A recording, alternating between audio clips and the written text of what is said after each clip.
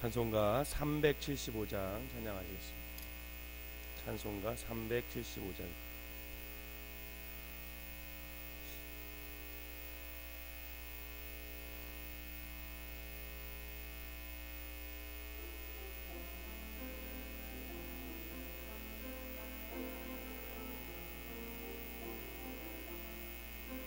나는 갈 길 모르니 주여 인도하소서. 어디 가야 좋을지 나를 인도하소서. 어디 가야 좋을지 나를 인도하소서. 아무것도 모르니 나를 가르치소서. 어찌해야 좋을지 나를 가르치소서. 어찌해야 좋을지 나를 가르치소서. 아이같이 어리니 나를 도와주소서. 힘도 없고 약하니 나를 도와주소서. 힘도 없고 약하니 나를 도와주소서. 마음심이 슬프니 나를 위로하소서. 의지 없이 다니니 나를 위로하소서. 의지 없이 다니니 나를 위로하소서.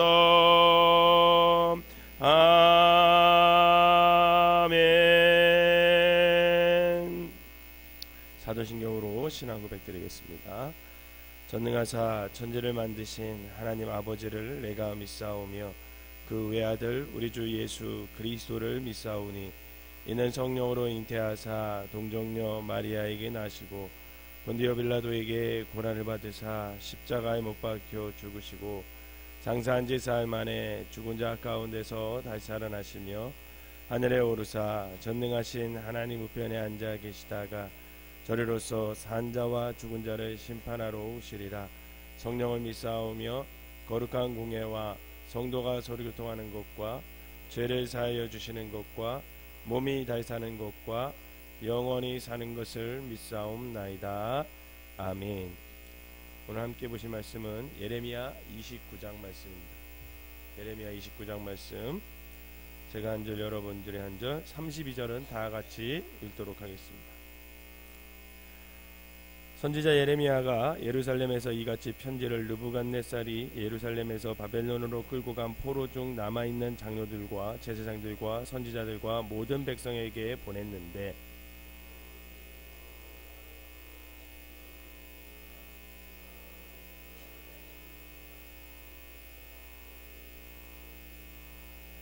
유다 왕 시드기야가 바벨론으로 보내어 바벨론 왕 느부갓네살에게 가게 한 사반의 아들 엘리사와 hil기야의 아들 그마랴 편으로 말하되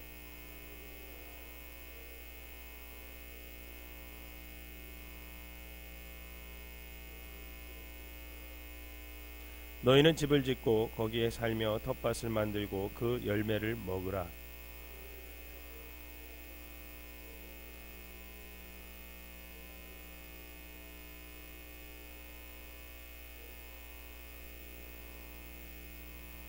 너희는 내가 사로잡혀 가게 한 그 성읍의 평안을 구하고 그를 위하여 여호와께 기도하라. 이는 그 성읍이 평안함으로 너희도 평안할 것임이라.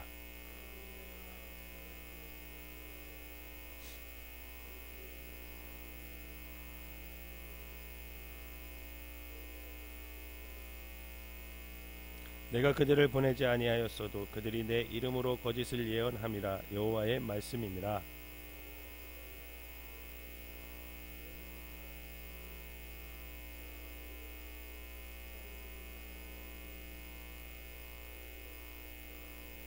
여호와의 말씀이니라. 너희를 향한 나의 생각을 내가 안하니 평안이요 재앙이 아니니라.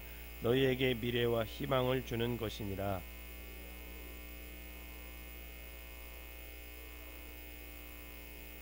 너희가 온 마음으로 나를 구하면 나를 찾을 것이요 나를 만나리라.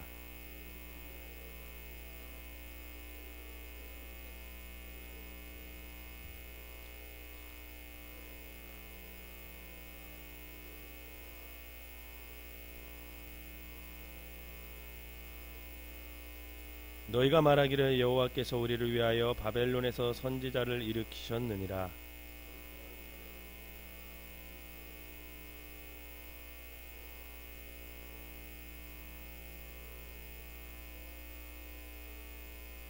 만군의 여호와께서 이와 같이 말씀하시되 보라 내가 칼과 기근과 전염병을 그들에게 보내어 그들에게 상하여 먹을 수 없는 못을 무화과 같게 하겠고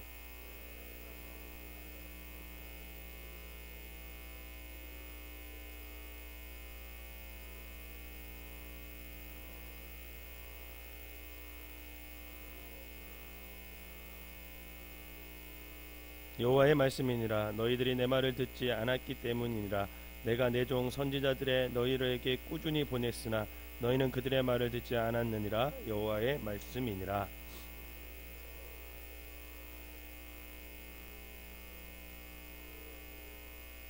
만군의 여호와 이스라엘의 하나님께서 골리앗의 아들 아홉과 마세의 아들 시드기야에 대하여 이와 같이 말씀하시니라. 그들은 내 이름으로 너희에게 거짓을 예언한 자라. 보라 내가 그들을 바벨론의 왕 느부갓네살에 넘기리니 그가 너희 눈앞에서 그들을 죽일 것이라.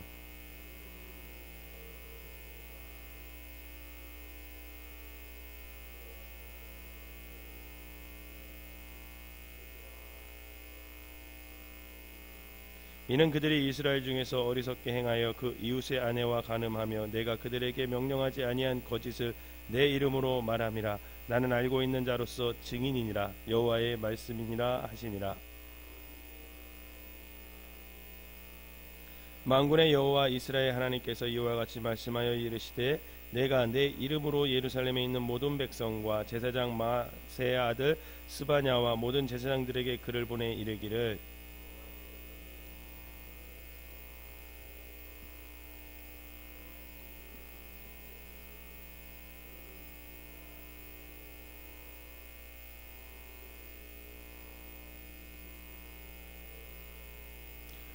이제 내가 어찌하여 너희 중에 선지자 노릇을 하는 아나도 사람 예레미야를 책망하지 아니하느냐.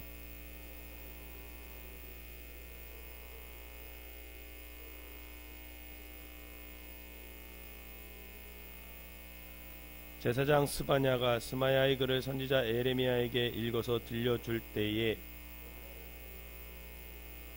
너는 모든 포로에게 전환하여 이르기를 여호와께서 느헬렘 사람 스마야를 두고 이같이 말씀하셨느니라.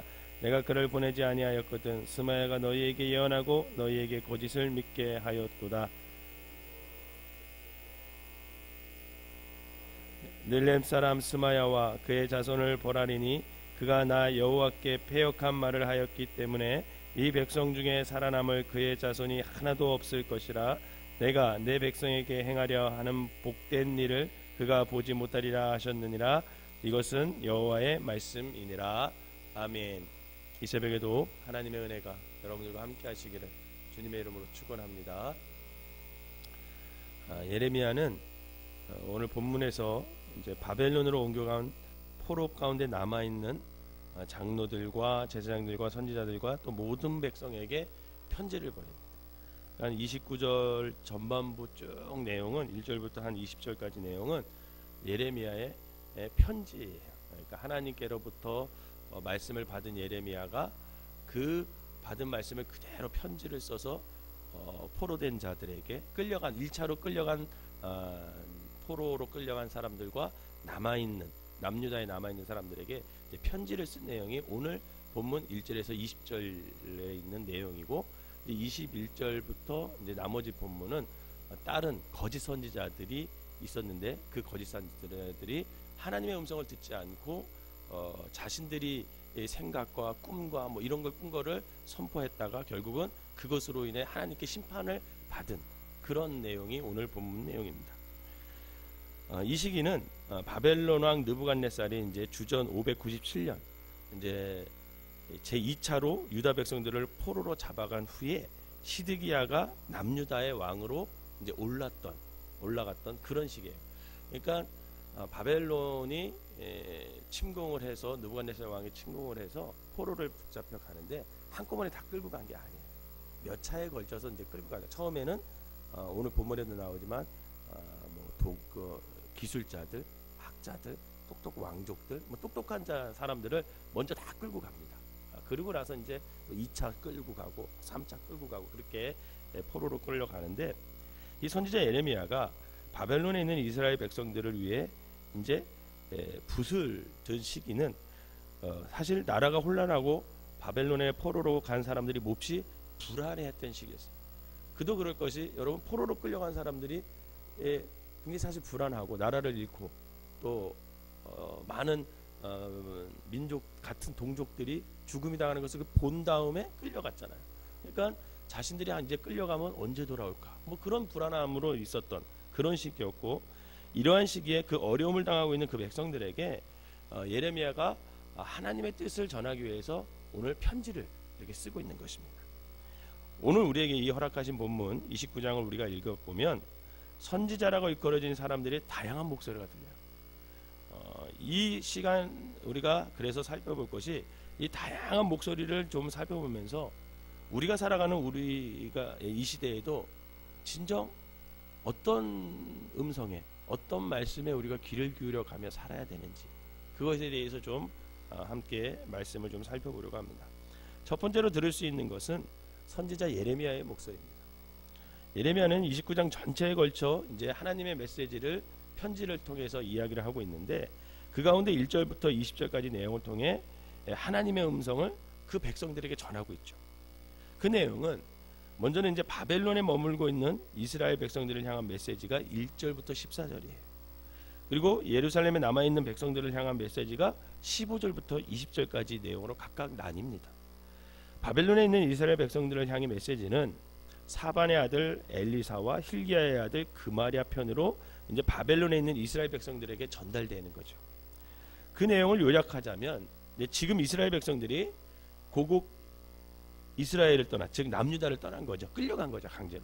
떠나서 낯선 이제 바벨론에 머무를 텐데, 그 바벨론에 머무는 것은 하나님의 계획 가운데 이루어진 일들이니까 너희들이 바벨론에 잘 정착하여 평안한 가운데 하나님을 바라보고 기도하고 그곳에서도 하나님과 교제하고 지내면 하나님께서 약속하신 기한이 다 찼을 때 너희들은 다시 이스라엘로 돌아오게 될 것이다. 이런 내용을 하는 거예요. 그러면서 하나님께서 이스라엘 백성들에게 향하여 진심으로 원하시는 것이 뭐냐면 11절처럼 평안을 주려 하면지 결코 재앙이 아님을 다시 한번 이스라엘 백성들이 기억하도록 말씀으로 위로하고 있는 것이죠. 바벨론에 끌려간 이스라엘 백성 가운데는 그때 당시 사실 바벨론 강가에서 고향을 이렇게 그리면서 눈물을 흘리며 이제 고향을 향하여서 절을 하고 예배하고 그런 이스라엘 백성들이 많이 있었습니다. 하지만 우누라 밭을 강력하는 일을 소홀히 하기보다는 오히려 하나님께서 보내신 그곳에서 더욱더 열심히 하나님의 백성으로서 너희들이 살아가라, 이렇게 말씀하고 계세요. 여러분, 왜 그것이 가능하냐면 온 세상이 다 하나님의 것이기 때문에 그렇습니다. 이건 사실 굉장히 큰 충격으로 다가오는 거예요. 이스라엘 사람들은. 왜? 이스라엘 사람들은 하나님은 어디만 계신 줄 알았어요? 예루살렘 성전 안에만 계신 줄 알았어요. 그래서 그들이 1년에 꼭 3번씩 흩어져 있다가도 예루살렘 성전에 와서 하나님을 만났거든요. 그런데 하나님이 계신 그 예루살렘 성전이 어떻게 됐습니까? 이방 민족에 의해서 무너져 버린 거예요. 그리고 하나님의 백성인 자기들이 이방 민족의 침공을 받아서 어떻게 됐어요? 포로로 다 끌려간 거예요. 이건 굉장한 충격이었어요. 하나님의 우리 백성인데. 그러면 그 사람들의 사고가 여기서 전환이 되는데, 어떤 사고가 전환이 되냐면, 하나님은 우리의 하나님만이 아니구나. 온 세상의 하나님이구나. 그래서 하나님은 느부갓네살 이방 민족을 들어서 우리를 혼내시는구나, 심판하시는구나. 하나님은 우리의 하나님만이 아닌 온 세상의 하나님이구나. 그렇기 때문에 하나님은 예루살렘에만 계시는 게 아니라 어디에도 계셔요? 바벨론에도 계시는구나. 이걸 깨닫게 되는 계기가 된 거죠. 그래서 온 세상에 계셨기 때문에 하나님께서는 그 땅에서도 하나님과 함께 하시니까 너희들 그 땅에서도 하나님을 잘 섬기고 하나님과 친밀한 교제를 통해서 하나님의 말씀대로 너희들이 살아가야 된다. 이것을 얘기하고 있는 거예요. 그럴 때 비로소 어떤 역경과 견디기 힘든 상황들 가운데서도 능히 감당할 수 있도록 하나님께서 도우시고 용기 주시고 하나님의 능력과 은혜를 너희가 그 땅 바벨론에서도 경험하게 될 거야. 이렇게 위로를 해주는 거예요. 사랑하는 성도 여러분, 하나님은 어디에나 계심을 믿으시기를 바랍니다. 이어지는 15절에서부터 20절 말씀에는 바벨론에 남아있던 사람들 가운데 하나님이 말씀을 하시는 거죠. 바벨론에 있던 사람들 가운데 일부는 거짓 선지자들의 말을 자꾸만 듣게 되는 거예요. 그래서 예루살렘은 패망하지 않을 것이다. 바벨론에 끌려간 자들도 곧 예루살렘으로 다시 돌아오게 될 것이다. 2년 안에 다시 돌아오게 될 것이다. 그 전장에서 막 그렇게 얘기하잖아요. 그런데 거짓 선지자들의 말에 귀를 기울이며 헛된 꿈을 품고 있던 사람들에게 이 선지자 예레미야는, 예레미야가 말하는 것은 뭐냐면 예루살렘에 남아있는 자들은 결국 너희들은 완전히 패망할 것이다. 완전히 패망할 것이고 예루살렘에 있는 자들에게는 고통과 핍박과 그리고 하나님의 진노로 인한 엄중한 심판에 있게 될 것임을 이야기하고 있어요. 사실 예루살렘에 남아있던 사람들은, 끌려가지 않은 사람들은 자기들이 남은 자인 줄 알았어요. 아, 우리는 끌려가지 않았으니까 하나님께서 우리를 통해서 이 이스라엘 백성, 이스라엘이라는 나라를 계속 이어갈 거야. 근데 그거는 그들의 생각이었지, 하나님의 뜻은 끌려간 사람들에 의해서 이스라엘의 그 정통과 그 혈통과 또 그것을 이어가려고 했던 것이 하나님의 뜻이었거든요. 그러면서 남아있는 자들에게는 너희들도 하나님 말씀대로 바로 서지 않으면 결국 너희들은 남은 자들이 아니야. 더 고통을 받을 거야. 그것을 얘기하는 거예요. 두 번째로 이제 21절부터 23절의 말씀에서는 선지자라 불리던 두 사람의 목소리를 짧게나마 이제 소개를 합니다. 그들의 이름이 뭐냐면 아합과 시드기야였는데, 성경에서는 그들은 거짓을 예언하고 악행을 저질렀으며 이웃의 아내들과 음행을 저질렀던 아주 악한 선지자였다. 이렇게 기록하고 있어요. 그렇기 때문에 하나님께서는 그들을 바벨론 왕 느부갓네살에 의해 결국 어떻게 그들을 죽이냐면 화형을 시켜서 죽였대요. 오늘 보면. 그리고 아합과 시드기야는 하나님의 저주를 받은 자들로 대명사로 오늘 성경에 기록되어 있습니다.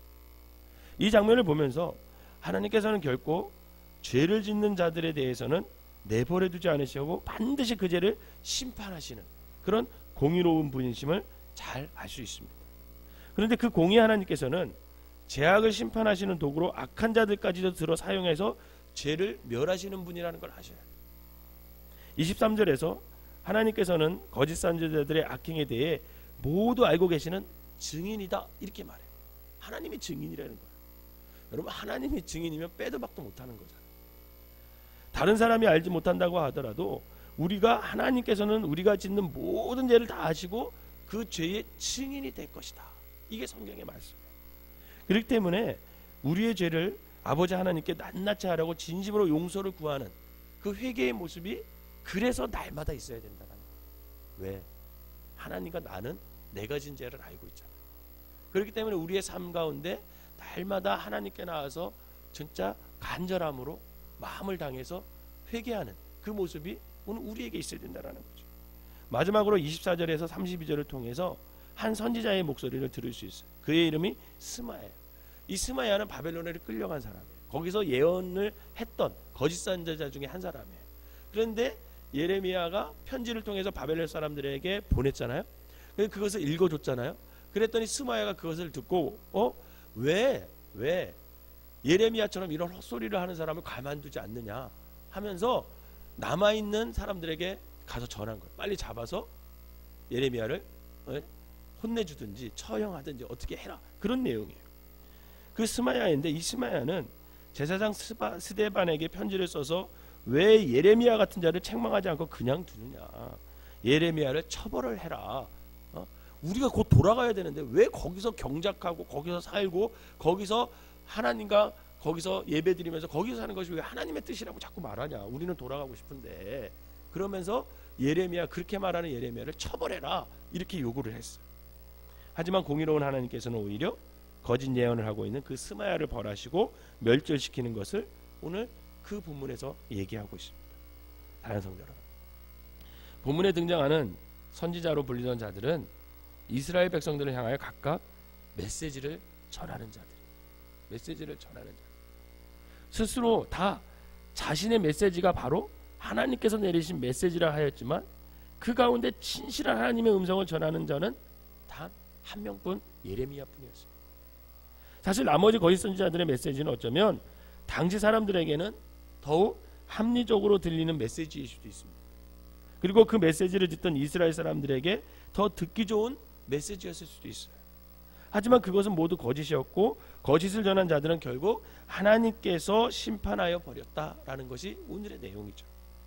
거짓 메시지를 전한 자들은 그 메시지를 듣는 사람들을 결국 사망에 이르게 하는 자들이기 때문에 하나님께서는 하나님의 백성을 속여 잘못된 길로 유인하는 거짓 선지자들을 모두 심판하셨다라는 것이 오늘의 내용. 반면 나라를 잃고 바벨론으로 끌려가서 그 위기와 불안 가운데 살아갔던 이스라엘 백성들에게 참된 위로와 구원의 메시지는 오직 예레미야의 말씀, 그 말씀 하나였습니다. 저는 요즘에 좀 많이 두려운 가운데 하나님 앞에 설 때가 많습니다. 특히 나라가 혼란스러울 때, 이렇게 나라가 혼란스러울 때 정말 목회자로서 어떻게 그 상황을 바라보면서 하나님의 말씀을 적용해서 성도들에게 이것을 잘 전해야 될까, 그거에 대한 두려움과 떨림이 늘 있어요. 왜냐하면 정말 지금 이 정치적으로 사회적으로 굉장히 어수선한 이 대한민국 이 시대에 정말 어떤 길을 목사로서 성도들에게 전해 줘야 될까, 어떤 게 옳은 거고 어떤 게 그른 건지 이것을 바로 제시해 줄 수 있는 영적인 깨어있음, 이것이 나에게 있어야 되는데 괜히 내 생각과 그냥 내가 갖고 있는 가치관을 가지고 그게 하나님의 말씀이냐, 그것을 전했을 때 그것들을 통해서 성도들에게 미치는 영향이 어떨까, 이런 두려움과 사실 떨림이 있어요.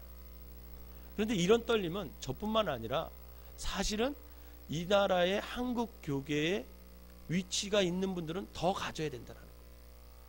그래서 그분들의 말 한마디, 그분들의 어떤 말씀에 선포하는 것, 그것으로 인해 굉장히 많은 기독교의 교회가 세상 사람들이 보는 관점이 달라진다는 것을 깨닫고 늘 영적으로 깨어 있어서 말씀을 전해야 되지 않을까, 이런 두려움과 떨림이 있습니다.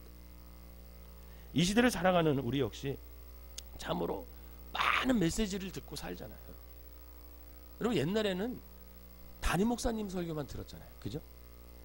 그런데 요즘에는 담임 목사님뿐만 아니라 TV만 틀으면 수많은 말씀이 쏟아져 나와요. 이름만 들어도 아는 목사님들의 말씀이 정말 쏟아져 나옵니다. 그리고 그 메시지를 전하는 모든 목사님들은 모두가 본인들의 선포되는 말씀이 올바른 메시지라고 생각을 하고 계시죠. 그것이 또 하나님께서 당신들에게 말씀해 주신 메시지라고 생각할 것입니다. 하지만 듣는 우리는 여러분, 그 메시지 가운데 진정 하나님께서 바로 나에게 하신 그 메시지를 들을 수 있도록 늘 우리가 깨어서 영적으로 하나님 앞에 나가야 된다는 거예요. 전하는 자도 중요하지만 듣는 우리들도 사실은 깨어 있어야 된다는 거예요. 사랑하는 성도 여러분, 연약한 우리 인간들에게 참된 길과 진리는 오직 하나예요. 오직 예수 그리스도 외에 그 어떤 것도 우리를 영원한 생명에 이르게 하지 못함을 여러분 믿으시길 바랍니다. 우리의 삶의 모범은 어떤 훌륭한 선생님이나 도덕교사가 아니라 하나님의 아들 되시고 우리를 구원자 되시는 그 예수 그리스도를 믿고 그분의 삶을 따라 사는 것, 여러분, 그게 오늘 이 시대에 우리 기독교인들에게 필요하다라는 거죠. 내가 듣는 메시지, 내가 걷는 길이 예수님께서 말씀하신 적이 없고 예수님께서 걸어가셨던 길이 아니라면 여러분, 그 메시지나 그 길은 우리가 따라가야 할 것들은 분명히 아니라는 것을 알아야 돼요. 또한 예수님께서 하신 말씀과 예수님께서 친히 보여주신 삶은 좁은 문, 좁은 길로 가라는 것이었어요. 이건 성경에 분명히 기록된 거예요. 협착한 길로 가라 그랬어요. 좁은 길로 가라 그랬어요. 하지만 예수님도 누리지 않으셨던 어떤 부와 안일한 삶을 추구하며 또 그렇게 살아가는 것이 복된 것이라고 이야기하는 것이 사실은 더 듣기 좋고 그것을 따라가고 있다면 다시 한번 진지하게 내가 지금 가고 있는 길이 어떠한 길인지를 확인하면서 살펴볼 필요가 있다라는 거죠. 우리의 인생에 한 치 앞도 내다볼 수 없는 저 여러분들은 연약한 존재들입니다. 성난 어떤 자연 현상 앞에서 너무나 무능한 존재들이잖아요. 여러분 경주에 한번 조금 흔들렸잖아요. 5.2 정도 흔들렸잖아요. 그거 흔들렸을 때 많은 사람들이 불안했어요. 그렇기 때문에 이처럼 혼돈스러운 시기에 더욱 민감하게 하나님의 음성을 귀 기울일 수 있어야 돼요. 이 혼란한 정치 상황 속에서 정말 하나님께서 원하시는 게 뭘까? 하나님의 뜻이 어디에 있을까? 이걸 계속해서 물어야 돼. 때로는 너무 헷갈리잖아요. 어떤 것이 진리의 길인지, 어떤 것을 외쳐야 하는지. 여러분 너무 모르잖아요. 우리가 연약해서. 그렇기 때문에 날마다 깨어나서 우리가 하나님께 나가야 돼요. 기도 나가고 말씀을 통해서 자꾸 나가고. 우리는 지금 어떤 음성에 우리의 음성을 집중하고 계세요? 이 시간 우리 모두가 하나님께서 내 마음속에 진심으로 전하고자 하는 그 메시지가 어떤 것인지 귀 기울여 듣는 그런 시간이 되어서 그 음성과 말씀에 순종하여 살아가는 저 여러분들이 되시기를 주님의 이름으로 부탁을 드립니다. 기도하겠습니다. 존귀하신 하나님, 참으로 많은 메시지를 들으며 살아가는 우리들입니다. 말씀의 홍수 속에 살아갑니다. 그런데 사실 홍수가 나면 먹을 물은 사실 적다고 합니다. 우리가 하나님의 참뜻을 분별할 수 있도록 영적 분별력을 허락하시고 내 귀에 듣기 좋은 말이 아닌 우리 주님께서 보여주셨고 살아가셨던 그 삶을 쫓아 살면서 영원한 생명의 길로 나갈 수 있도록 우리를 인도하여 주시옵소서. 이 시간 하나님께서 하시는 음성에 민감히 반응할 수 있기를 소원하오니 우리에게 말씀하여 주시옵소서. 또한 그 말씀을 듣는 우리는 아버지 그 말씀이 나의 뜻과 반대되는 그런 말씀일지라도 그 말씀이 하나님의 말씀이기에 아버지 하는 그 말씀에 순종할 줄 아는 용기와 믿음 또한 허락하여 주시옵소서. 오늘 하루도 살아갑니다. 하나님께서 함께하여 주시고 아버지 하나님 우리는 연약해서 알 수 없사오니 주님께서 성령님께서 인도하여 주셔서 옳은 길 바른 길 그리스도인들이 가야 하는 그 길만을 걸어갈 수 있는 귀한 한 날이 되게 하여 주시옵소서. 예수님의 이름으로 기도하옵나이다. 아멘.